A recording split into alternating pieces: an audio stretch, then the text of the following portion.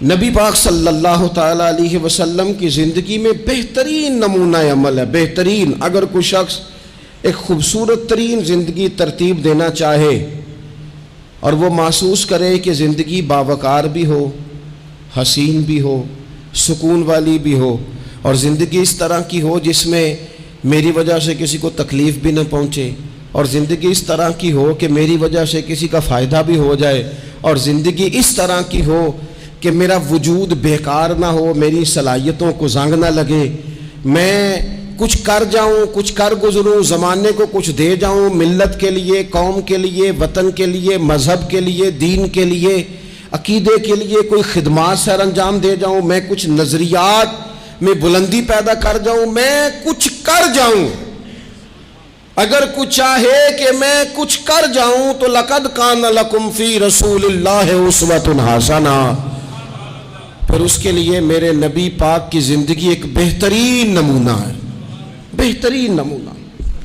ہم نہ جب کچھ کرنا بھی چاہتے ہیں نا تو تب بھی نہ اس میں پہلے اپنا آرام سائیڈ پہ کر لیتے ہیں، اپنا سکون سائیڈ پہ کر لیتے ہیں، اپنا کھانا پینا، اپنا نفع سائیڈ پہ کر لیتے ہیں، پہلے ساری چیزیں اپنی ذات کی اس میں سے مائنس کر کے پھر ہم کچھ کرنا چاہتے ہیں۔ تو ایسے تو نہیں نہ کچھ ہوتا، نہیں کرنا کچھ نہ پڑے، نام زیادہ ہو، خدمت کوئی بھی نہ ہو، نمبر پہلا ہو، ڈیوٹی کوئی بھی نہ ہو، اجر سب سے زیادہ ہو۔ باتوں کے ساتھ جو لوگ پلاؤ پکاتے ہیں وہ زیادہ بھی گھی ڈال لیں تو خرچہ کوئی نہیں آتا، مسالہ جات مہنگے استعمال کریں، باتوں سے جو پلاؤ پکانا ہے۔ اور اگر کسی نے عملاً آنا ہے تو پھر تو میرے بھائی یہ شہادت گاہ الفت میں قدم رکھنا ہے۔ لوگ آسان سمجھتے ہیں مسلمان ہونا۔ آپ تھوڑا سا اس آیہ مقدسہ کا پس منظر سمجھیں گے۔ یہ آیت نازل کب ہوئی؟ یہ آیت نازل ہوئی ہے غزوہ خندق کے موقع پر۔ سارے عرب قبائل جمع ہو کے یک بارگی انہوں نے حملہ کر دیا مدینہ طیبہ پہ، اور زمینی حقائق یہ ہیں، اندر کی صورتحال یہ ہے کہ یہودی جو بڑی دیر سے معاہدہ کیے ہوئے تھے مسلمانوں کے ساتھ، انہوں نے معاہدہ بھی توڑ دیا۔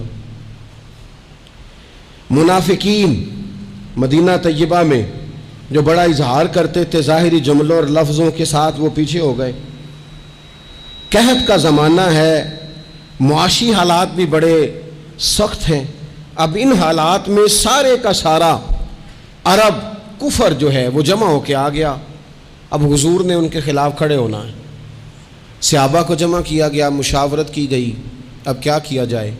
حضرت سلمان فارسی رضی اللہ تعالیٰ عنہ نے مشورہ دیا کہ یا رسول اللہ صلی اللہ تعالیٰ علیہ وسلم، ہمارے علاقے میں یوں ہوتا ہے کہ جب اس طرح کا معاملہ ہو تو خندق کھودی جاتی ہے، اس میں آگ جلائی جاتی ہے اور پھر دشمن سے مقابلہ کیا جاتا ہے۔ اب خندق کھودنی ہے اور اتنی بڑی کھودنی ہے کہ گھوڑا اس کو کراس نہ کر سکے، تو اس کے لیے بھی تو اسباب چاہیے۔ یعنی اندر بھی حالات اس طرح کے نہیں ہیں، جو مدینہ طیبہ کے اندر جو آبادیاں موجود ہیں وہ بھی سارے ظاہری طور پر ساتھ چھوڑ چکے ہیں، اور سامنے جو لوگ آئے ہیں وہ سارے جمع ہو کے یکبارگی آئے۔ اب مقابلہ ہے اور مالی حالات بھی کمزور ہیں۔ حضور نے فرمایا کھودو بھائی خندق۔ کیا غریبوں کے بچے صرف دکھ اٹھائیں گے؟ مسکینوں کے بچے صرف دنیا میں دکھ اٹھائیں گے؟ حضور نے لوگوں کی اس بات کو غلط کیا۔ جس طرح باقی لوگ خندق کھودنے میں مشغول تھے، اللہ کے رسول خود بھی مشغول ہو گئے۔ لوگ جیسے اندر سے مٹی اٹھا اٹھا کے خندق سے باہر لاتے تھے، نبی کریم بھی اٹھا کے باہر لاتے تھے۔ جتنی محنت دوسرے کر رہے تھے حضور اس سے ڈبل کر رہے تھے، بلکہ صحابہ فرماتے ہیں درمیان میں کچھ ایسی چٹانیں آئیں جو ہم سے نہیں ٹوٹتی تھی، تو حضور نے فرمایا مجھے دونا تھوڑا، مجھے دونا اوزار، میں تمہیں توڑ کے دیتا ہوں۔ حضور نے باقاعدہ عملاً اس میں کام کیا۔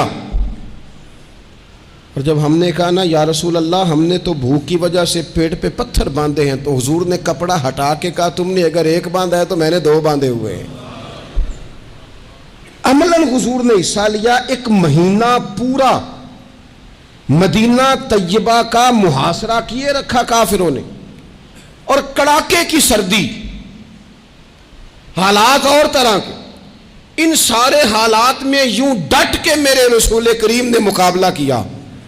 یوں ڈٹ کے مقابلہ کیا کہ وہ جو آئے تھے نا مہینہ پورے کے لیے اور سارے جمع ہو کے آئے تھے، نتیجہ یہ نکلا کہ وہ ایک دوسرے کو برا بھلا کہنے لگے. تو غدار ہے، دوسرا قبیلہ کہتا تو غدار ہے، تو نے کہا تھا جیت جائیں گے، تو ہمیں لے کے آیا تھا، تو نے شرارت کی تھی. ایک مہینہ محاصرہ کرنے کے بعد وہ سارے وہاں سے خائب و خاسر ہو کر ذلیل و رسوا ہو کے نکل گئے.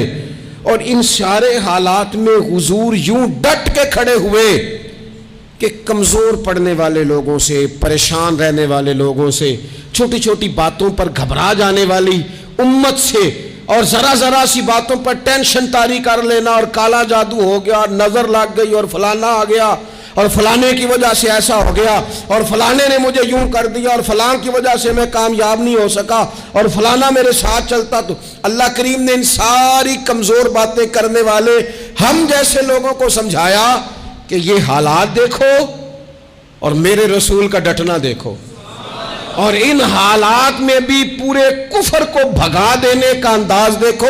لَقَدْ كَانَ لَكُمْ فِي رَسُولِ اللَّهِ أُسْوَةٌ حَسَنَةٌ، فرمایا تمہارے لیے میرے محبوب کی زندگی میں بہترین نمونہ ہے.